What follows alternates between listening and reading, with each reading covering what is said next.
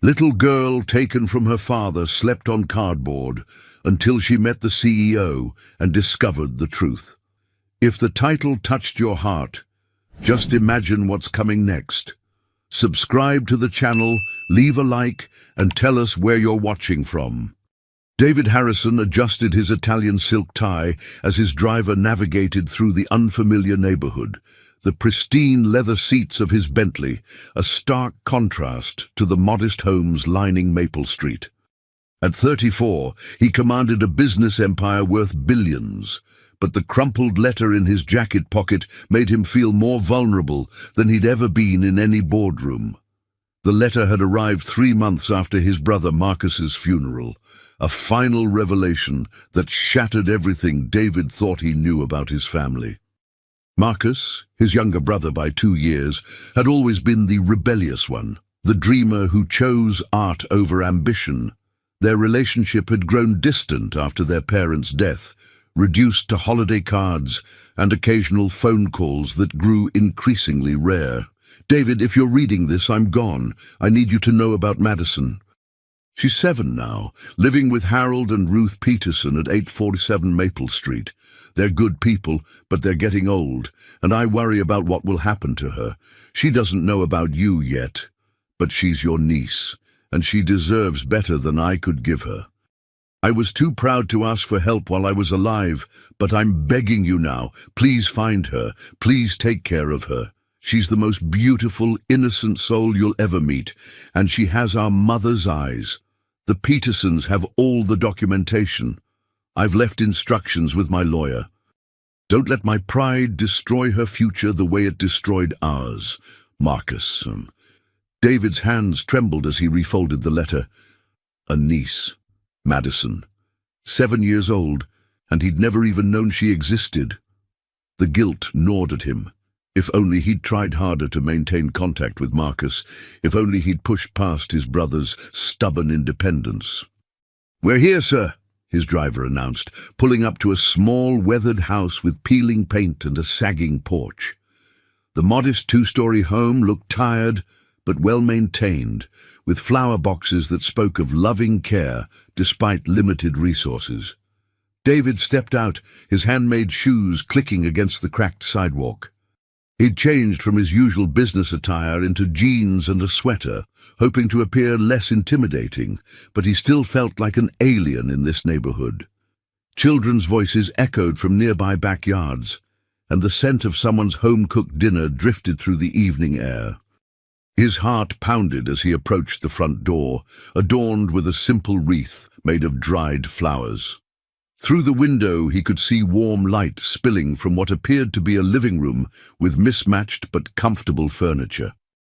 This was where his brother's daughter had been living, where she'd grown up without knowing she had an uncle who could have provided so much more. Before he could second-guess himself, David knocked.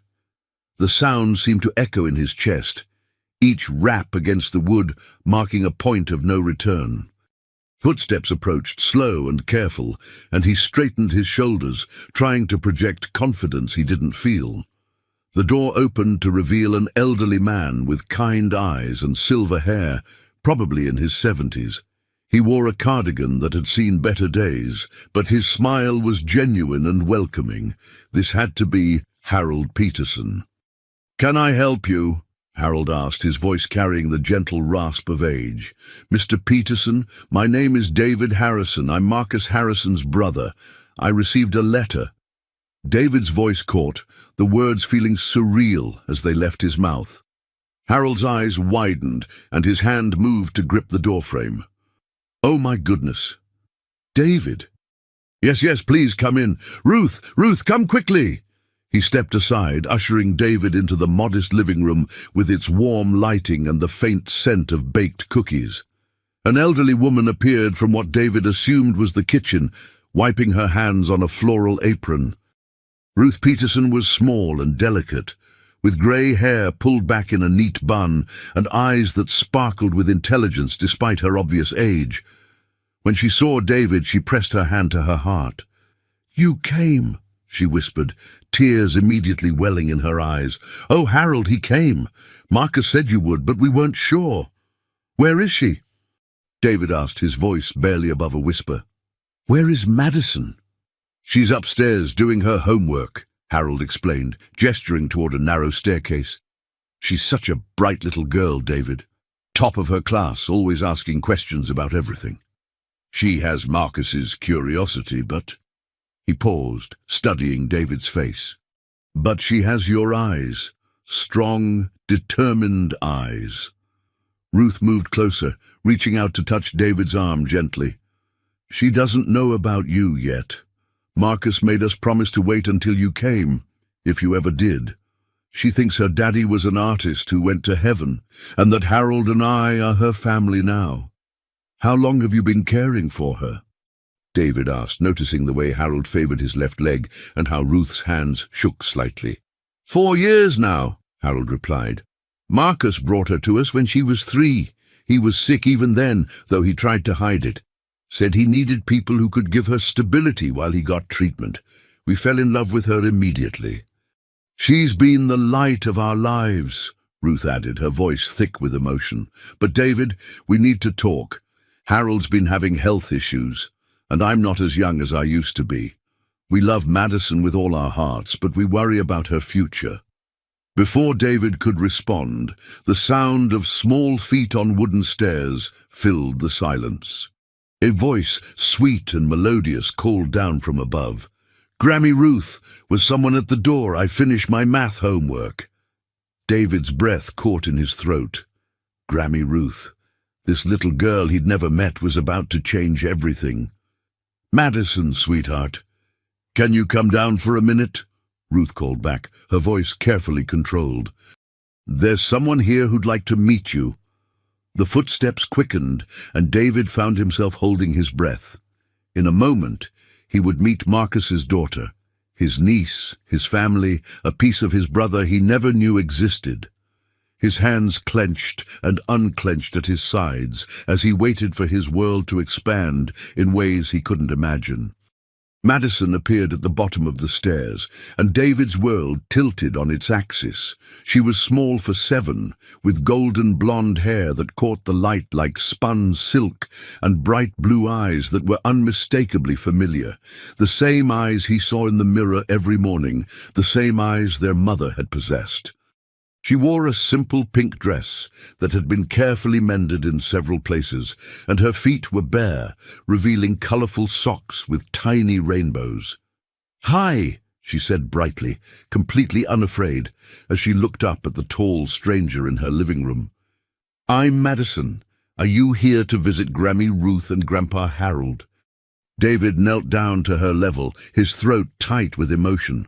Up close, he could see Marcus in her face, the curve of her smile, the way she tilted her head when curious. But those eyes, those were pure Harrison family legacy. "Hello, Madison," he managed, his voice rougher than intended. "My name is David. I'm a friend of your daddy's." Her face lit up with genuine joy. "You knew my daddy. He was the best artist in the whole world. Grammy Ruth has his paintings upstairs. Do you want to see them? And I can show you my special bedroom." Before anyone could respond, Madison had grabbed David's much larger hand in her small one, tugging him toward the staircase with the boundless energy of childhood. Harold and Ruth exchanged a meaningful glance, but followed silently as the little girl led her uncle upstairs. "This is my daddy's art room," Madison announced, pushing open a door to reveal a small bedroom that had been converted into a gallery. David's breath caught as he saw Marcus's work covering every wall. Landscapes, portraits, abstract pieces that spoke of a talent David had never fully appreciated while his brother was alive. "He was very good," David said softly, studying a painting of a sunset that seemed to glow with internal light. "Grammy Ruth says he painted one special picture just for me, but she's saving it for when I'm older." Madison chattered on, tugging his hand again. "Come see my room. I have the most special bed in the whole world." She led him to a tiny adjacent bedroom, barely large enough for basic furniture. David's eyes took in the scene: a small dresser with carefully folded clothes, a shelf with well-loved books and a few modest toys, and in the corner. "This is my special bed," Madison announced proudly, gesturing to what was clearly a makeshift sleeping arrangement. Large pieces of cardboard had been carefully arranged and covered with blankets and a small pillow. "Grandpa Harold helped me make it. It's like camping every single night." David felt his knees go weak. The innocent pride in her voice, the genuine happiness on her face as she showed off her cardboard bed as if it were a treasure. It shattered something fundamental inside him. Behind him, he heard Ruth's sharp intake of breath. "See? I can pretend I'm camping in the forest or on a pirate ship or even on a cloud." Madison bounced on the cardboard, which crinkled under her weight but held together. "Sometimes when it storms, I pretend I'm in a cave staying safe from dragons." "Madison, sweetheart," Ruth's voice was strained, "why don't you go get ready for your bath while I talk to Mr. David?" "Okay, Grammy, it was nice meeting you, Mr. David. Will you come visit again? Maybe next time you can tell me more stories about my daddy." As Madison skipped out of the room, humming to herself, David remained frozen, staring at the cardboard bed. The careful arrangement, the way the blankets were tucked just so, the small stuffed rabbit that clearly served as her only bedmate. It painted a picture of poverty maintained with love and dignity. "David," Harold's voice was gentle but firm, "we need to explain." They returned to the living room, where Ruth immediately began preparing tea with shaking hands. David noticed the worn carpet, the furniture that had clearly been second-hand when purchased decades ago, the way the lampshades had been carefully repaired multiple times. "How long has she been sleeping on cardboard?" he asked, his voice barely controlled. "About 6 months, Ruth admitted, settling into her chair with obvious joint pain. "Harold's disability payments were reduced, and with my medical bills, we had to sell her proper bed to pay for my heart medication." David's hands clenched into fists. "Why didn't you reach out?" "The lawyer Marcus mentioned. Didn't he leave any provisions?" Harold shook his head sadly. "Marcus had more heart than money, son. He left us what he could, but it wasn't much. His medical bills from the cancer treatment ate up everything. We've been making do, but we're not making do anymore," Ruth interrupted, her voice breaking. "Harold had another episode last week. The doctors say his heart is failing, and with my condition." She looked toward the stairs where Madison had disappeared. "We love that little girl more than life itself, but we can't give her what she needs much longer." David pulled out his phone, his business instincts kicking in even as his heart broke. "I'm calling my lawyer. Tonight. We're going to fix this." "David, wait," Harold said urgently. "It's not that simple. Madison doesn't know about you, about Marcus having family. She's been through so much change already. If you're going to be part of her life, it has to be done carefully. She's not a problem to be solved with money." The rebuke stung, because it was accurate. David was already thinking in terms of solutions and resources, rather than the emotional needs of a traumatized child. He put his phone away and ran his hands through his hair. "You're right. I'm sorry. I just..." Seeing her like that, so happy with so little, while I have more than I could spend in 10 lifetimes. "She's happy because she's loved," Ruth said firmly. "Money can't replace that, David. But love and security together, that's what she really needs." Over the next hour, Harold and Ruth shared Madison's story. How Marcus had brought her to them as a toddler, already sick but trying to hide it. How they'd watched her grow from a scared little girl into a bright, curious child who brought joy into their aging home. How they'd struggled to provide for her while dealing with their own declining health, always putting her needs first, even when it meant sacrificing their comfort. "She asks about other children sometimes," Ruth confided. "Wonders why she doesn't have birthday parties like the kids at school, why she can't join the soccer team or take dance lessons. We've tried to explain that some families are different, but she's getting old enough to notice the differences. What does she know about Marcus? David asked. That he was her daddy, that he loved her very much, and that he's in heaven now, Harold replied. She has his artist's eye, always drawing, always creating stories. But she doesn't know anything about your family, about the business empire you've built, about the life she could have. David looked around the modest living room again, seeing it through new eyes. Despite the worn furniture and obvious financial constraints, there was love here. Photographs of Madison covered every surface, school pictures, candid shots of her helping in the garden, artwork she'd created that had been carefully framed and displayed with pride. I want to be part of her life, he said finally, but I need to understand. What would that look like? How do we do this right? Before Harold could answer, Madison's voice echoed down from upstairs. Grammy Ruth, can Mr. David stay for story time? I want to show him the book about the princess who builds castles. Ruth's eyes filled with tears again.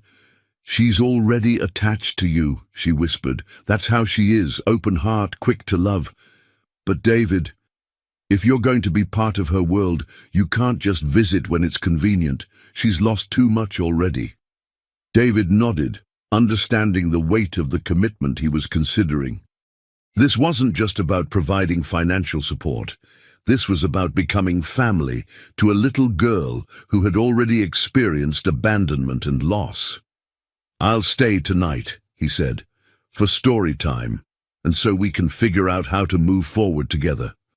And that evening marked the beginning of David's transformation from successful businessman to something he'd never planned to become, family. After Madison's bath, he found himself sitting on her bedroom floor, her small form curled up on the cardboard bed as she showed him her collection of library books. This one is my favorite, she said, holding up a worn copy of The Princess and the Garden. It's about a princess who doesn't live in a castle, but she makes everything beautiful anyway, just like Grammy Ruth makes our house beautiful.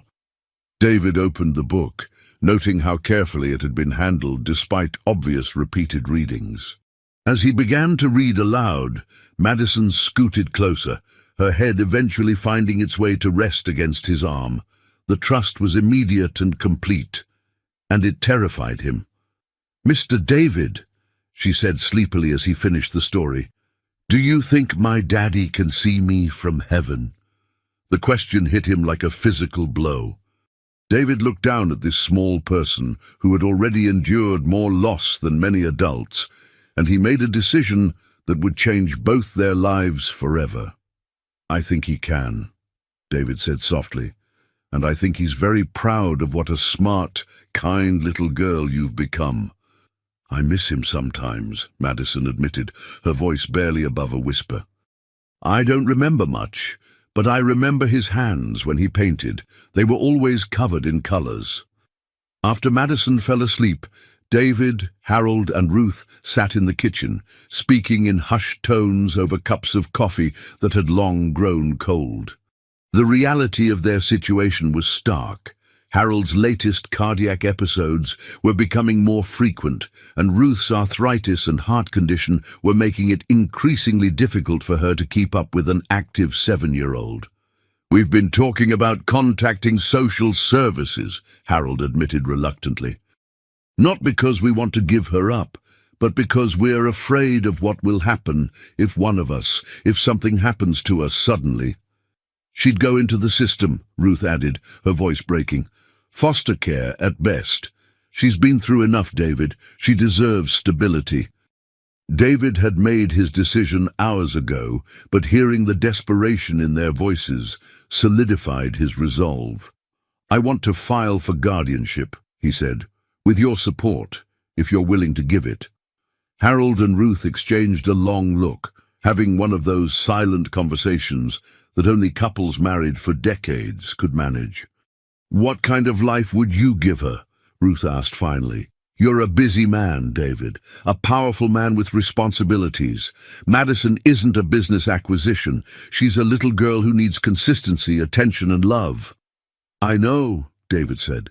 I've been thinking about that all evening. I'd need to make changes, significant ones. Maybe move her closer to my home, or... He paused, struck by a sudden realization. Or move closer to her, keep her in the same school, the same neighborhood where she's comfortable. You'd do that? Harold asked, surprise evident in his voice. She's lost enough, David replied, echoing Ruth's earlier words. I won't be the reason she loses more. They talked until well past midnight, working out the practical details. David would begin the legal process immediately, but they agreed that the transition needed to be gradual. Madison would stay with Harold and Ruth, while David established himself as a presence in her life. When the time came for him to take full responsibility, it would feel natural rather than traumatic. There's something else, Ruth said as David prepared to leave. Madison's going to ask questions about you, about why you're suddenly in her life. She's smart, David. How do we explain this without overwhelming her? We tell her the truth. Age-appropriately, David decided, that I'm her daddy's brother, that I've been looking for her, and that I want to be part of her family. The next morning brought new challenges. David had called his assistant before dawn, rearranging his entire schedule for the week. He returned to the Peterson house with bags from the local grocery store and a determination to make Madison's life better in every way possible. Madison greeted him at the door with a smile that could have powered the entire neighborhood. Mr. David, you came back. Grandpa Harold said you might visit again soon, but I didn't know it would be today. I brought breakfast, David said, holding up the bags. And I was hoping you might show me more of your drawings. Over pancakes that Madison helped flip, with mixed results, David learned more about his niece's daily life. She attended Maple Elementary, where she was in second grade and consistently at the top of her class. Her teacher, Mrs. Thompson, had mentioned Madison's exceptional artistic abilities and her gift for storytelling. I write stories too, Madison explained, syrup on her chin, about adventures and magic and families that find each other. The innocent statement hit David with its prescience. Families that find each other, exactly what was happening between them. Madison, David said carefully, I have something important to tell you. You know how I said I was a friend of your daddy's? She nodded, suddenly serious, as if sensing the importance of the moment. Well, I'm more than just a friend. I'm your daddy's brother. That makes me your uncle. Madison's eyes widened and she set down her fork. My uncle, like in the stories. A real uncle. A real uncle, David confirmed. I've been looking for you for a long time, ever since I found out about you. And if it's okay with you, I'd like to spend more time getting to know you. Does that mean you're my family too? She asked, her voice filled with wonder. Yes, sweetheart. It means you have more family than you knew about.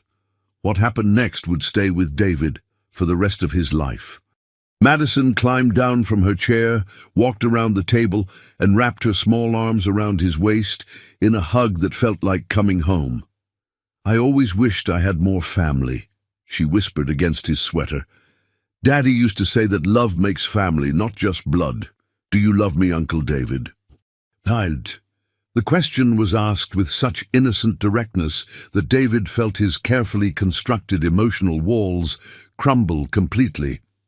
Looking down at this remarkable little girl who had just accepted him into her world with open arms, he realized that love wasn't something that grew over time. Sometimes it struck like lightning, immediate and transformative. Yes, Madison, he said, his voice thick with emotion as he hugged her back. I love you very much. From the kitchen doorway, Harold and Ruth watched the scene with tears in their eyes, knowing they were witnessing the beginning of something beautiful, the formation of a new family built on love, loss, and the courage to start over. The rest of that morning unfolded like a dream David never knew he wanted. Madison insisted on showing him her entire world, her collection of smooth stones from the backyard, her library books stacked carefully by reading level, the small garden patch where she and Ruth grew tomatoes and sunflowers. Each revelation was presented with the kind of proud ownership that only children possess, as if she were sharing state secrets. "And this is where I practice my letters," Madison announced, leading David to a corner of the living room where a child-sized desk sat beneath the window. The surface was covered with carefully practiced alphabet sheets and drawings of houses with elaborate families standing in front of them. David noticed that in every drawing, the families had at least 4 people, sometimes more. "You're an excellent artist," David said, studying a picture of a house with smoke curling from the chimney and flowers lining the walkway.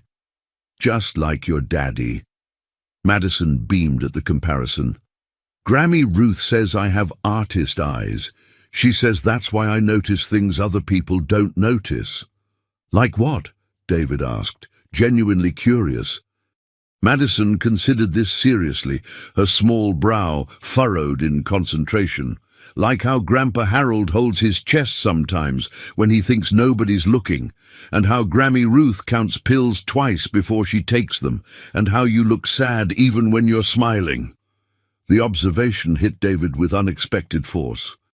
This 7-year-old had seen through his carefully constructed composure in less than 24 hours. "You do have artist eyes," he agreed softly. "What else do you notice?" "Your shoes cost more than our grocery money," Madison said matter-of-factly, without judgment. "And your watch is the kind Grammy Ruth points to in magazines and says, 'Land sakes,' but you sat on my floor without caring about getting your fancy clothes dirty, so I think you're the kind of rich person who's still nice inside." Harold, who had been listening from the kitchen doorway, chuckled. "Out of the mouths of babes," he said, joining them in Madison's corner. "She's got quite a way of seeing straight to the heart of things." "Madison," David said carefully, "how would you feel if I wanted to spend more time with you? Maybe come visit every day, help with homework, take you places?" Madison's face lit up like Christmas morning. "Every day, really? Could we go to the art museum? Grammy Ruth showed me pictures in a book, and I want to see the paintings that are bigger than me." "We can go anywhere you want," David promised, already mentally rearranging his schedule around school hours and bedtime stories. The conversation was interrupted by a soft knock at the front door. Harold went to answer it, returning with Mrs. Thompson, Madison's second-grade teacher, a middle-aged woman with kind eyes and the patient demeanor of someone who genuinely loved working with children. "I hope I'm not intruding," Mrs. Thompson said, "but Madison didn't turn in her reading log yesterday, which is unusual for her. I wanted to check." She stopped mid-sentence when she saw David, clearly not expecting to find a stranger in the Peterson home. "Mrs. Thompson!" Madison jumped up and ran to her teacher. "This is my Uncle David. He's my daddy's brother, and I just found out about him yesterday, and he's going to take me to see big paintings." Ms. Thompson's expression shifted from surprise to something more complex, a mixture of relief and concern that David was beginning to recognize as the look adults gave when they realized Madison's situation was more complicated than it appeared. "Your uncle," Mrs. Thompson repeated, looking between David and Madison. "How wonderful that you've connected with family, Madison." David stood, extending his hand. "David Harrison. I apologize for the confusion. This is all very new for all of us." "Harrison," Mrs. Thompson repeated, and David saw the moment recognition dawned. "David Harrison, as in Harrison Industries?" "Harrison." "Yes," David confirmed, wondering how his business reputation would affect Madison's teacher's perception of this situation. Mrs. Thompson's demeanor shifted to something more formal. "Mr. Harrison, might I speak with you and the Petersons privately for a moment?" Madison, sensing adult conversation coming, sighed dramatically. "I'll go work on my reading log," she announced, "but I want to hear about the museum trip when you're done talking about grown-up stuff." Once Madison was settled at her desk with her book, Mrs. Thompson spoke in low, careful tones. "Mr. Harrison, I need to understand what's happening here. Madison is one of my brightest students, but she's also shown signs of adjustment issues. She's very mature for her age, sometimes too mature. She worries about things children shouldn't have to worry about." "What kind of things?" David asked, though he suspected he knew the answer. "Money, mostly. She's mentioned several times that she doesn't want to be expensive. Last month, she turned down a field trip because she said it cost too much. When we have classroom parties, she always brings something homemade instead of store-bought, and she's very careful about using supplies, as if she's worried about waste." David felt his heart constrict. Madison had learned to make herself small, to minimize her needs, to avoid being a burden. How many 7-year-olds worried about being too expensive? "There's something else," Mrs. Thompson continued. "Madison talks about her family differently than other children. She's very protective of the Petersons, almost parental in how she describes taking care of them. When Harold had his episode at school pickup 2 weeks ago, Madison was the one who stayed calm and told me to call Ruth. She has their medical information memorized." Harold's face flushed with embarrassment and guilt. "She shouldn't have to carry those burdens," he said quietly. "No child should," Mrs. Thompson agreed, "but Madison has adapted by becoming incredibly responsible and self-sufficient. The question is, Mr. Harrison, how will this change affect her? She's built her identity around being helpful and undemanding. If her circumstances change dramatically..." David understood the implication. Madison might struggle with receiving care and attention after years of learning to minimize her own needs. "What would you recommend?" David asked. "Consistency, patience, and understanding that she may resist help initially. Madison has learned to find security in being needed rather than in being cared for. Changing that pattern will take time." After Mrs. Thompson left, David found himself observing Madison with new eyes. She approached him with her completed reading log, but instead of simply showing her work, she asked if he wanted her to read aloud to him. "Would you like me to read to you?" David offered instead. Madison looked surprised by the suggestion. "Don't you have important work to do?" "You are my important work," David replied, settling beside her on the small couch. As he read to Madison, David noticed how she positioned herself, close enough to see the pages, but ready to jump up if needed, always aware of her surroundings. She listened intently, but also kept one ear tuned to the sounds from the kitchen, where Ruth was moving more slowly than usual. "Uncle David," Madison said during a pause in the story, "are you going to change things?" The question was loaded with more meaning than a 7-year-old should have to convey. "Some things will change," David said honestly, "but not the important things. You'll still live here with Grammy Ruth and Grandpa Harold. You'll still go to the same school, have the same friends, but maybe you won't have to worry about some of the things you've been worrying about." "Like money?" Madison asked with characteristic directness. "Like money," David confirmed. Madison was quiet for a long moment, processing this information. "Will Grammy Ruth and Grandpa Harold still need me to help them?" David understood now that Madison's sense of purpose was tied to being useful, being needed. Taking that away would be like removing a foundation stone. "They'll always need you, sweetheart," David assured her, "but maybe they won't need you to worry so much. There's a difference between helping because you love someone and helping because you have to." "What's the difference?" Madison asked.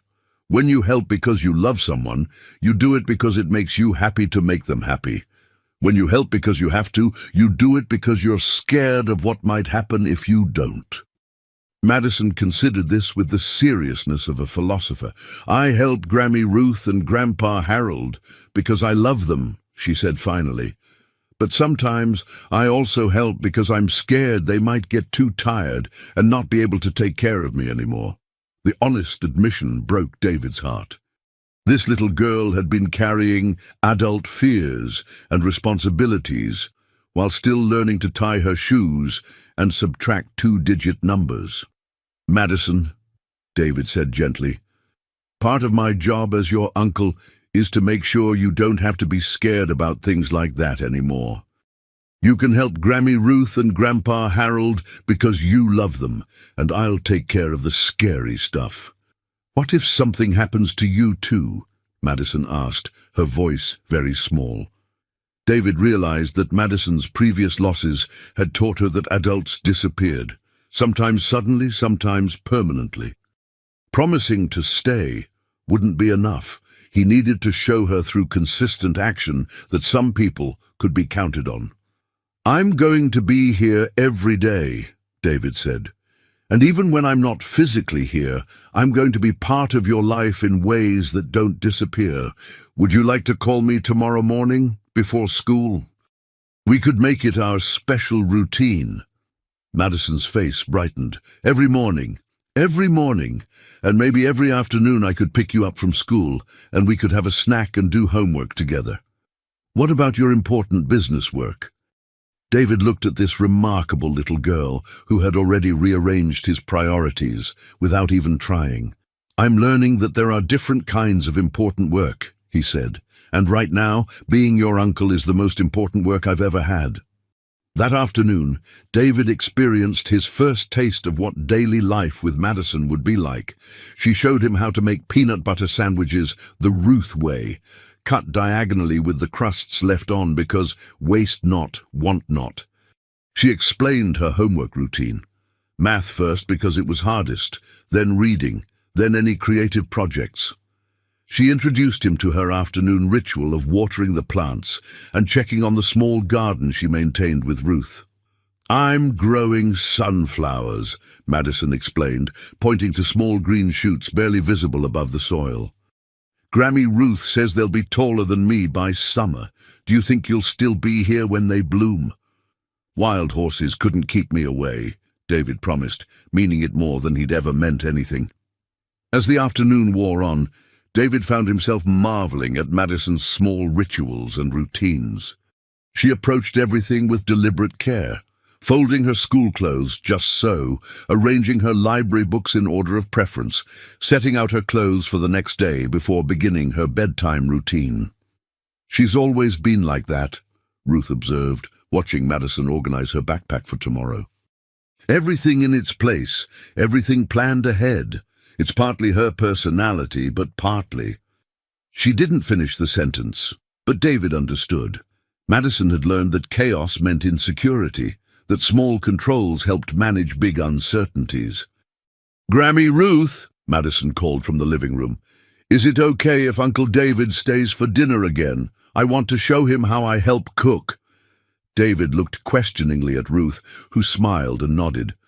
"She's been asking for weeks if we could have company for dinner," Ruth whispered. She wanted to show someone how grown up she's gotten at helping in the kitchen. Dinner became another revelation.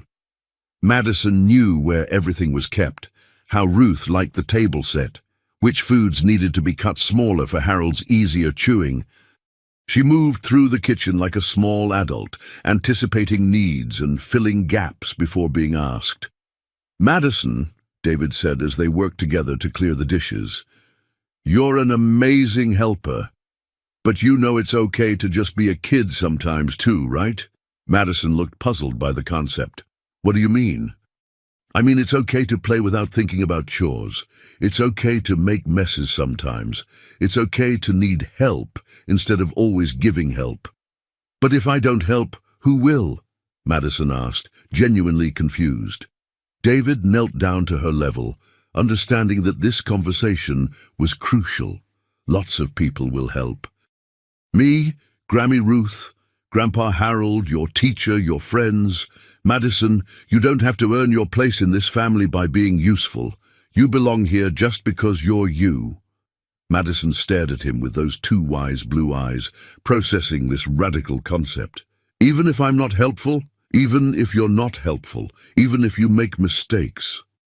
Even if you have bad days, or get scared, or need someone to take care of you, you're part of this family no matter what. That evening, as David prepared to leave for his hotel, Madison presented him with a drawing she'd been working on during quiet moments throughout the day. It showed the Peterson house, but now there were 4 figures in the front yard: Grammy Ruth, Grandpa Harold, Madison, and a tall figure labeled Uncle David. "This is for you," Madison said shyly, "so you can remember that you have a family here." David looked at the drawing, at this little girl who had spent the day showing him not just her world, but teaching him what mattered in a way no business school or board meeting ever could. "Madison," he said, his voice rough with emotion, "I think you're the one who's teaching me about family." As he drove back to his hotel that night, David realized that his life had been fundamentally altered in ways he was still discovering. He'd built an empire, commanded respect from world leaders, and accumulated wealth beyond most people's dreams. But none of it had prepared him for the fierce protectiveness he felt for a 7-year-old who worried about being too expensive and cut sandwich crusts to avoid waste. Tomorrow, he would begin the process of rebuilding his life around Madison's needs. But tonight, he fell asleep holding her drawing and planning their trip to see paintings bigger than her, understanding for the first time that some acquisitions couldn't be measured in dollars, and some successes couldn't be quantified in quarterly reports. But even as David held his niece's artwork and made silent promises about the future he would give her, none of them could have predicted the challenges that lay ahead, or the unexpected person who would soon join their expanding family circle and change everything once again. 3 weeks into what had become David's new routine of daily visits to Maple Street, reality arrived in the form of Victoria Chen, a social worker from the Department of Children and Family Services. David was helping Madison with her math homework when the knock came, firm and official in a way that made Harold's face go pale. "Mr. Peterson." Victoria introduced herself, her professional smile not quite masking the concern in her dark eyes. She was perhaps 30, with an air of competence that spoke of someone who'd seen too much in her line of work. "I'm here regarding Madison Harrison. We received a report about her living situation." David stood slowly, his business instincts kicking in even as his heart sank. Someone had called social services, a neighbor, a teacher, someone who'd noticed the changes in the household as he'd become a regular presence. "Uncle David, who is the lady?" Madison asked, looking up from her worksheet with curious eyes. Over the past 3 weeks, she'd taken to calling him Uncle David with such natural ease that it broke his heart every time. "Madison, sweetheart, why don't you go help Grammy Ruth in the kitchen?" David suggested gently, but Victoria shook her head. "Actually, I'd like Madison to stay if that's all right. Children often provide the most honest perspective on their own situations." Victoria settled into Harold's worn armchair, pulling out a tablet and a file thick with documents. "Madison, I'm Victoria. I work with families to make sure children are safe and happy. Can you tell me about your family?" "I have the best family," Madison announced proudly. "Grammy Ruth and Grandpa Harold take care of me, and now I have Uncle David too. He's my daddy's brother, and he brings me books and helps with homework, and yesterday he taught me how to paint watercolors, just like Daddy used to." Victoria made notes, her expression carefully neutral. "That sounds wonderful." "And where do you sleep, Madison?" "In my special camping bed upstairs. It's made of cardboard, and it's like an adventure every night." Madison's enthusiasm was genuine, but David watched Victoria's expression tighten almost imperceptibly. After Madison skipped back to the kitchen, Victoria's professional mask slipped slightly. "Mr. Harrison, and it is Mr. Harrison, correct? The billionaire CEO David Harrison." "Yes," David admitted, unsure whether his wealth would help or hurt in this situation. "And you're just now discovering your 7-year-old niece who's been sleeping on cardboard for 6 months?" Victoria's tone remained professional, but the judgment was clear. Can you explain why a man of your resources wasn't aware of this child's existence? What followed was the most difficult conversation of David's life. He explained about Marcus's pride, their estranged relationship, the letter that arrived 3 months after the funeral. Victoria listened, occasionally interrupting with pointed questions about legal guardianship, financial support, and David's intentions. Mr. Harrison, I need to be direct. Madison is currently in an unstable situation.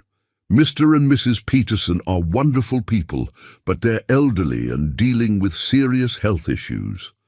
You claim to want guardianship, but you've been in her life for less than a month. What happens when your business demands your attention? When the novelty of having a niece wears off?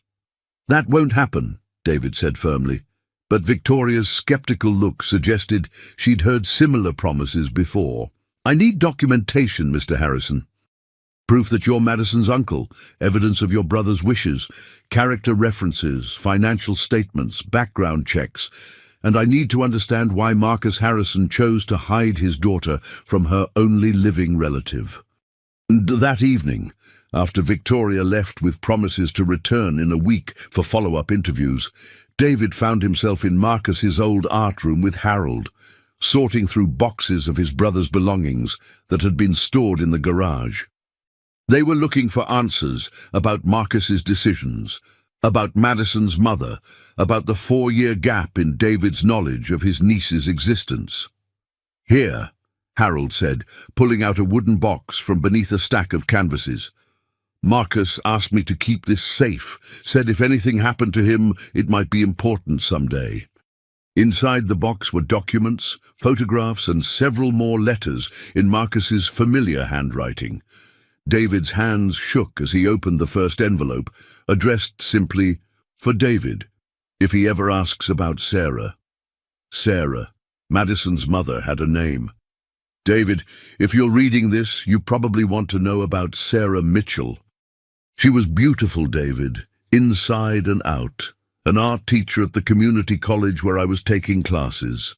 We fell in love fast and hard, the kind of love that felt like it could conquer anything. When she got pregnant with Madison, we were terrified but happy. We were going to get married after the baby came, start our family properly. But childbirth complications took her from us. She died holding Madison for just 10 minutes, long enough to name her, long enough to make me promise I'd give our daughter the best life possible. I was 26, David, with no money, no career, and a newborn daughter who'd already lost her mother. I thought about calling you then. I thought about it every day for months, but every time I picked up the phone, I remembered how you looked at me the last time we fought, like I was a failure, like I'd never amount to anything. How could I admit that I needed help? How could I prove that I was capable of being a father when I couldn't even take care of myself? I spent Madison's first 3 years trying to make it work alone. I took whatever jobs I could find, painted houses and portraits for grocery money, moved from apartment to apartment when I couldn't make rent. Madison deserved better, but my pride was bigger than my love for her. That's the truth I can barely live with. When I got the cancer diagnosis, I knew I was out of time. The Petersons were the kindest people I'd ever met, customers who'd become friends. They offered to help when they saw how sick I was getting, and Madison loved them immediately. But even then, I was too proud to call you. Too afraid you'd try to take her away from the only stable home she'd ever known. I know I was wrong, David. I know I robbed you of knowing her, robbed her of having her real family. I know the Petersons won't be able to care for her forever. But she's so happy with them, so loved. Please don't let my mistakes destroy the stability she's finally found. She doesn't need rescuing, David. She needs family who will love her as much as they provide for her. There are legal documents in this box. I made sure Madison's guardianship could transfer to you if the Petersons can't continue. Sarah's parents wanted nothing to do with us after she died, said we were too young, too poor, that the pregnancy killed their daughter. Don't let them find out about Madison. They have money and lawyers, and they blamed me for Sarah's death. They could try to take her. Love her, David. She's the best of both Sarah and me, but she has your strength, your intelligence. She's going to change the world someday if someone gives her the chance. Tell her about her mother when she's ready. Tell her Sarah would have been proud. Marcus. David set the letter down with trembling hands. Harold was watching him with knowing eyes. You knew, David said quietly. You knew about Sarah's parents. Marcus was terrified of them, Harold confirmed. They showed up at Sarah's funeral with lawyers, tried to claim Madison should be with them instead of Marcus. Only reason they didn't succeed was because Sarah had already named Marcus as father on the birth certificate, and they had no proof he was unfit. Are they still alive? Still a threat? Sarah's mother died 2 years ago, but her father, Richard Mitchell, is very much alive. He's a federal judge, David. Rich, powerful, and he never forgave Marcus for what he saw as corrupting his daughter. If he finds out, Madison exists. The conversation was interrupted by Madison's voice from the kitchen. Uncle David, Grammy Ruth says you're staying for dinner. Can we have pancakes again? David looked at the legal documents spread before him, at the photographs of a young woman with Madison's smile holding a newborn baby, at the evidence of his brother's love and devastating pride. Tomorrow he would call his lawyers. Tomorrow he would begin the process of legal guardianship and background checks and proving himself worthy of caring for his niece. But tonight he would have pancakes with his family and pretend that love was enough to solve everything, because Madison's happiness in this moment mattered more than the battles that lay ahead. Victoria returned a week later with a full team, another social worker, a child psychologist, and a family court representative. David had spent the intervening days building his case with the precision he usually reserved for corporate acquisitions, but this felt infinitely more important and terrifying. He'd moved into a hotel nearby rather than commuting from his penthouse apartment, wanting to be available for Madison's school pickup and bedtime stories. His assistant had been fielding increasingly urgent calls from board members, wondering why their CEO had suddenly become unreachable most evenings. Mr. Harrison, Victoria began, settling into the Petersons' living room with her clipboard and tablet. We've completed your background checks and financial assessments. Everything appears to be in order from that perspective. Madison was at school, which David was grateful for. These conversations were becoming increasingly adult and complicated. However, Victoria continued, we have some concerns about the practicality of this arrangement. Madison has never lived anywhere but this neighborhood. Her entire world is within a 6-block radius, her school, her friends, the Petersons. Are you prepared to maintain that stability? I've been looking at houses in the area, David replied. I want to keep her in the same school, the same community. I understand that consistency is crucial for her emotional well-being. Dr. Sandra Williams, the child psychologist, leaned forward. Mr. Harrison, I've spent time with Madison this week, both here and at school. She's a remarkably well-adjusted child, considering her losses, but she's also showing signs of anxiety about change. She's mentioned several times that she's worried about Uncle David going away like Daddy did. The words hit David like a physical blow. Of course, Madison would fear abandonment. Everyone she'd loved had left her, either by death or circumstance. What can I do to help her feel more secure? He asked. Consistent presence, predictable routines, and honest communication about your intentions, Dr. Williams replied. Children Madison's age understand more than we often give them credit for. She needs to know what's happening and why. The conversation was interrupted by an unexpected knock at the door. Harold answered, and David heard him speaking in hushed, urgent tones with someone outside. When Harold returned, his face was ashen. David, there's a man here who says he's Madison's grandfather, Richard Mitchell. The blood drained from David's face. Sarah's father, the federal judge who had blamed Marcus for his daughter's death, was standing on the Petersons' front porch. Richard Mitchell was exactly what David had expected. Tall, distinguished, with silver hair and the bearing of a man accustomed to authority. He wore an expensive suit and carried himself with the confidence of someone who'd never been told no. "Mr. Harrison, I presume."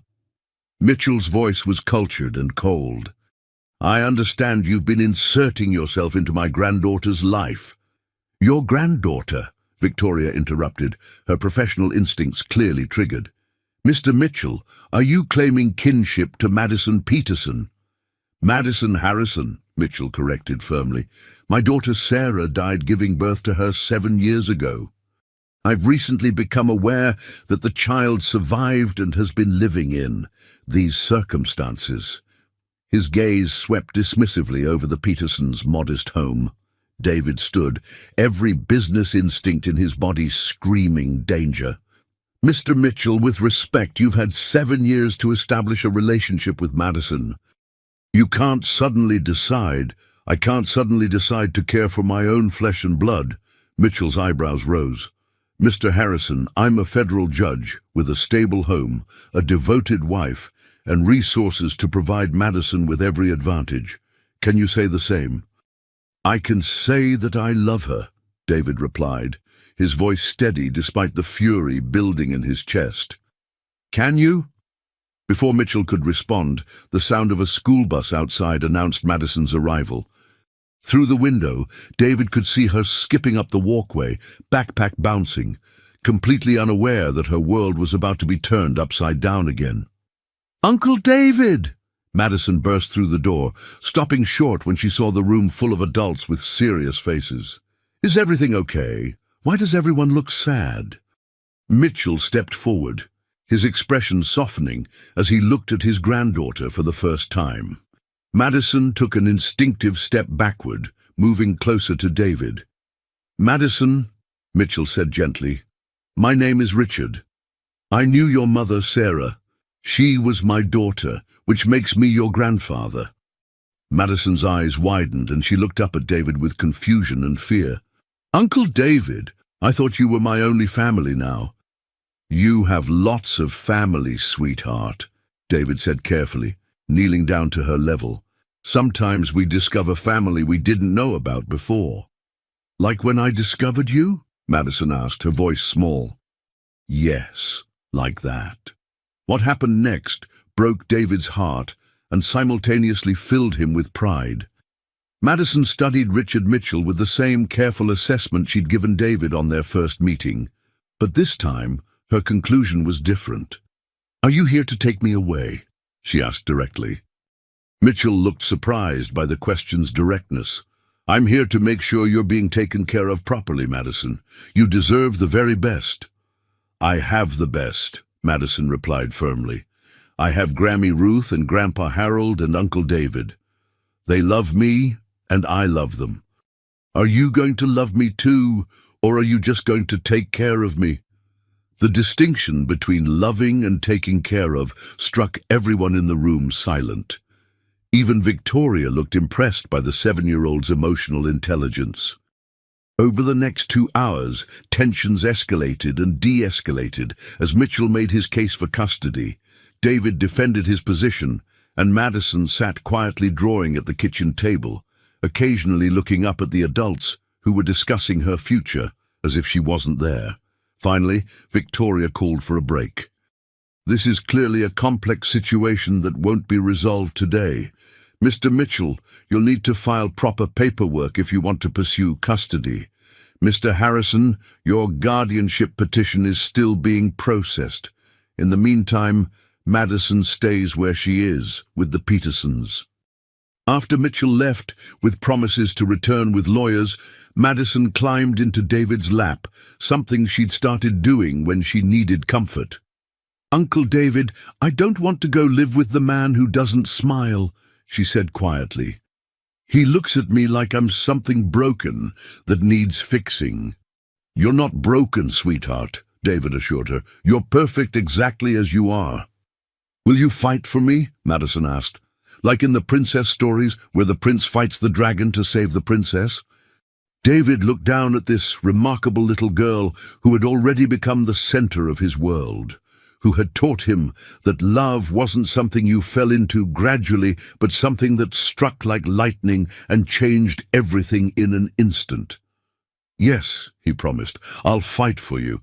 We're family, Madison, and families protect each other."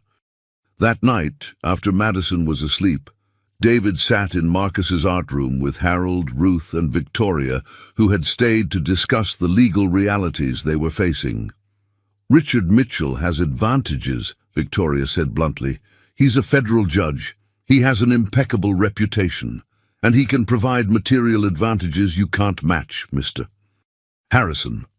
What advantages could he possibly provide that I can't?" David asked, confused. "Stability," Ruth said quietly.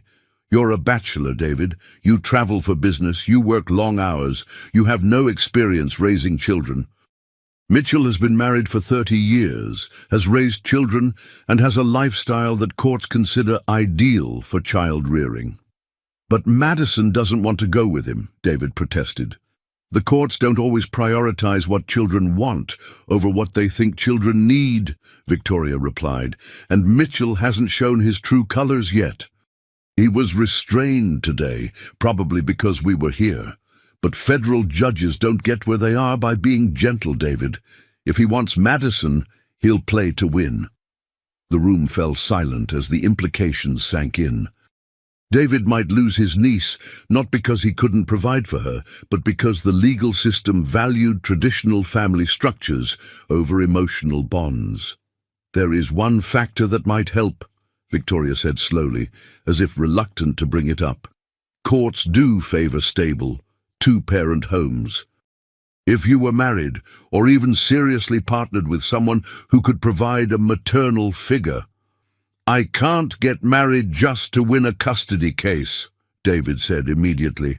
"No," Victoria agreed, "but if you happen to already be in a serious relationship, that would strengthen your position considerably." "Does she?" As Victoria left that night, David found himself thinking not about legal strategies or court cases, but about the way she'd listened to Madison with genuine interest, the way she'd defended the child's right to have a voice in her own future, and the way her professional mask had slipped when Mitchell had dismissed Madison's feelings as irrelevant. Victoria Chen wasn't just fighting for Madison as a social worker, she was fighting for her as someone who genuinely cared.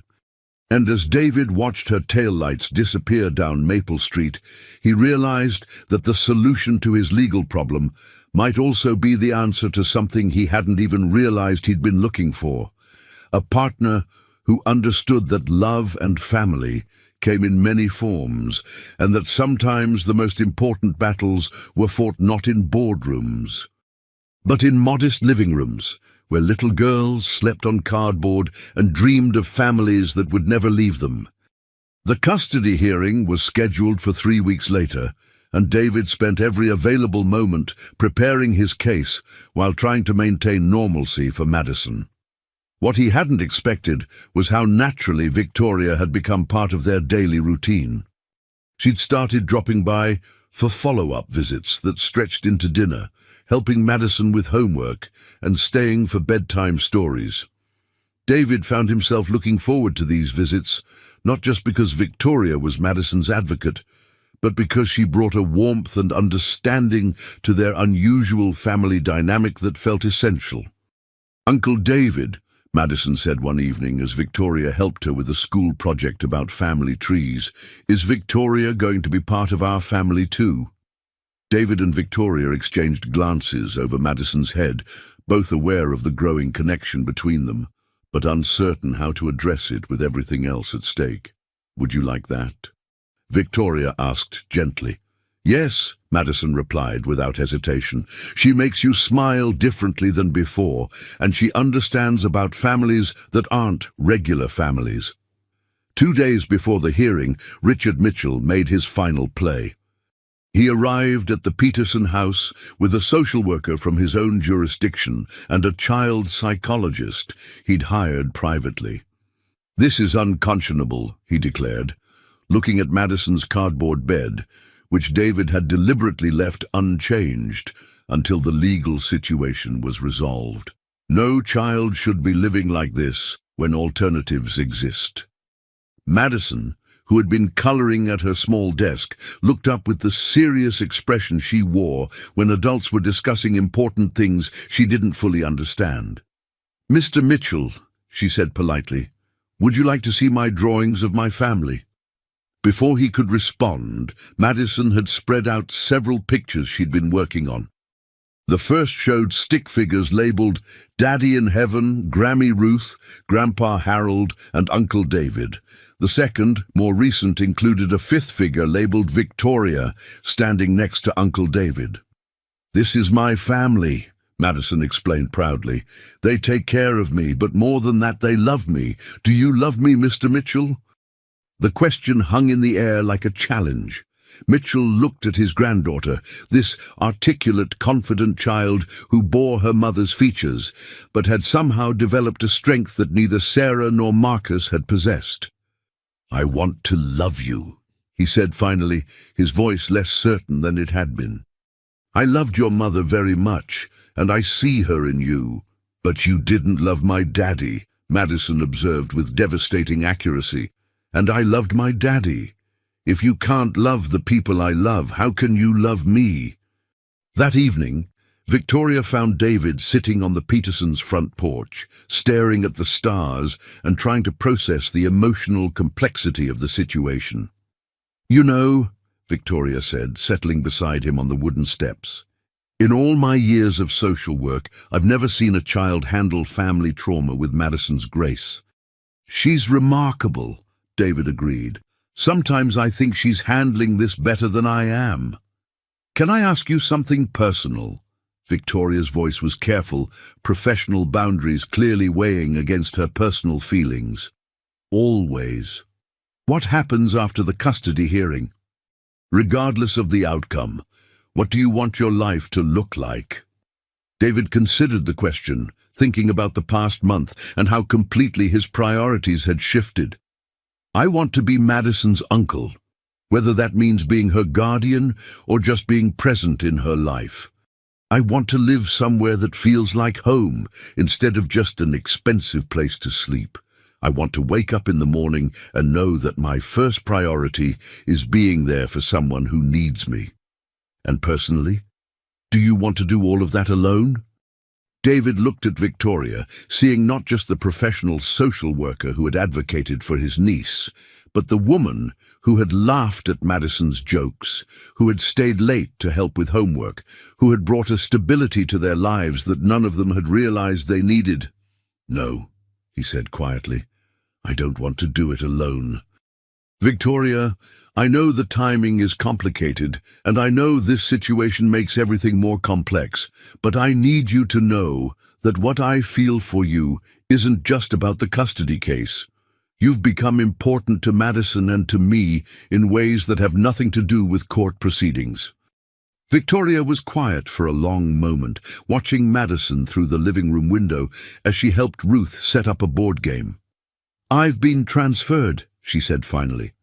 "After the custody hearing is resolved, Madison's case will be closed and assigned to someone else for follow-up.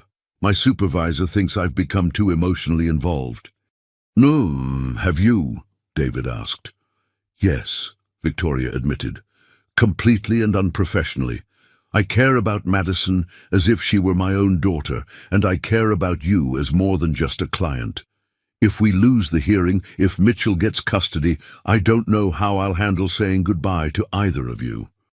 David reached for her hand, finding it warm and steady in his. "Then let's make sure we don't lose." The custody hearing took place in a sterile conference room that felt nothing like the warm, loving environments where Madison had grown up.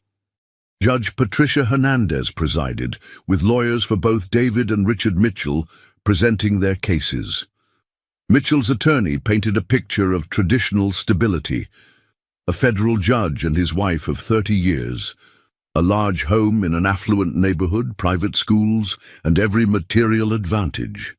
David's attorney countered with emotional bonds: Madison's expressed preferences, and David's commitment to maintaining her current community connections. But it was Madison herself who ultimately decided the case. Judge Hernandez had requested to speak with her privately, and what transpired in that conversation remained confidential. However, when Madison emerged from the judge's chambers, she walked directly to David and climbed into his lap. "Uncle David," she whispered loud enough for everyone to hear, "I told the judge that families aren't made by rules or money. They're made by love and choosing to stay. You chose me and I choose you." Judge Hernandez's decision reflected Madison's wisdom. Guardianship was awarded to David, with provisions for gradual transition and ongoing support from the Petersons. Richard Mitchell was granted visitation rights, but only if and when Madison expressed interest in building that relationship. "Mr. Harrison," Judge Hernandez concluded, "this child has experienced significant loss and change in her young life. The court trusts that you understand the magnitude of the responsibility you're undertaking. Madison's well-being must always be your first priority." "It will be, Your Honor," David promised, holding his niece close as she dozed against his shoulder, exhausted by the emotional weight of the day. 6 months later, David stood in the kitchen of his new home on Maple Street, a modest 4-bedroom house 3 blocks from the Petersons, walking distance from Madison's school, with a large backyard perfect for a swing set and art studio. Madison was at the kitchen table, working on homework, while Victoria helped her with a particularly challenging math problem. Harold and Ruth visited daily, their health stabilized thanks to better medical care that David provided, while carefully preserving their dignity and independence. Madison still called them Grammy Ruth and Grandpa Harold, and they remained central figures in her life. Richard Mitchell had visited twice, awkward but genuine attempts to connect with his granddaughter. Madison approached these visits with cautious openness, willing to give him chances but clear about her boundaries and loyalties. "Uncle David," Madison called from the table, "Victoria says we need to practice our family presentation for school. Can you come help?" David joined them at the table, looking at the poster Madison had created showing her family tree. It was complex and unconventional. Grammy Ruth and Grandpa Harold occupied places of honor. Daddy Marcus was drawn with wings in a cloud. Uncle David stood at the center with a briefcase and a paintbrush. And Victoria was depicted holding hands with Uncle David while helping Madison with books and art supplies. "This is our family," Madison explained, her 7-year-old voice filled with pride and certainty. "It's not like other families, but it's perfect for us." Victoria caught David's eye over Madison's head, and the look they shared was full of love, gratitude, and the quiet satisfaction of knowing they'd all found exactly what they needed. Not what society expected or what appeared traditional, but what worked for their hearts.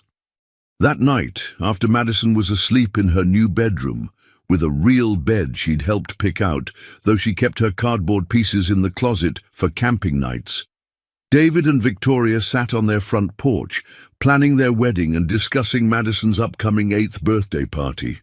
"Do you think we got it right?" Victoria asked, leaning against David's shoulder as they watched their quiet neighborhood settle into evening peace. "I think," David replied, "we got exactly what we were supposed to have. Madison taught me that family isn't about perfection or meeting someone else's standards. It's about showing up, staying present, and choosing each other every single day."